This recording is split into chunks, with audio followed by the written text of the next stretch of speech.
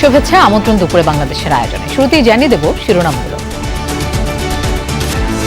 জুড়ে নজরুল বর্ষ পালনের উদ্বোধন করলেন প্রধানমন্ত্রী।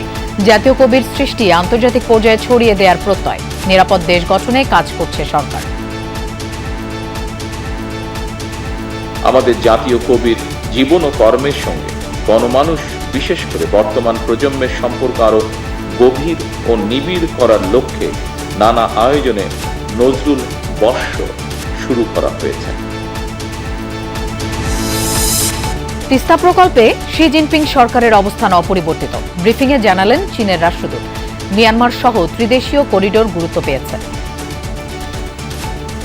During Honorable Prime Minister Tareq Rahman's visit to China, Bangladesh media have given extensive coverage which reflected the great importance the Bangladesh people attach to the China-Bangladesh relations.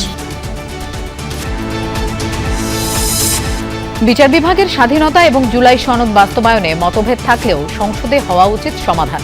যমুনাকে speaker, সরকারকে উদার হওয়ার পরামর্শ।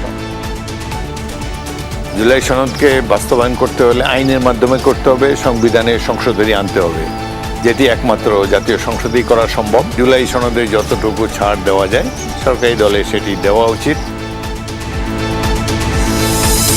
৩২,০০০ সরকারি প্রাথমিক বিদ্যালয়ে প্রধান শিক্ষক নিয়োগে বাধা নেই, রায় আপিল বিভাগে।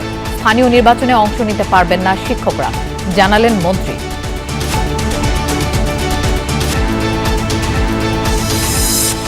রাজস্ব আদায়ের বিশাল চাপ এনবিআরের কাঁধে। ডিজিটালাইজেশন আর নীতিগত সংস্কারের তাগিদ। দীর্ঘ প্রক্রিয়া হওয়ায় সম্ভব নয় এক অর্থবছরে। রোহিঙ্গাদের জন্য কমছে সহায়তা। একবেলার খাবারে সর্বোচ্চ বরাদ্দ ১৬ টাকা। প্রত্যাশিত সাহায্যের অর্ধেক পাওয়া নিয়েও সংশয়।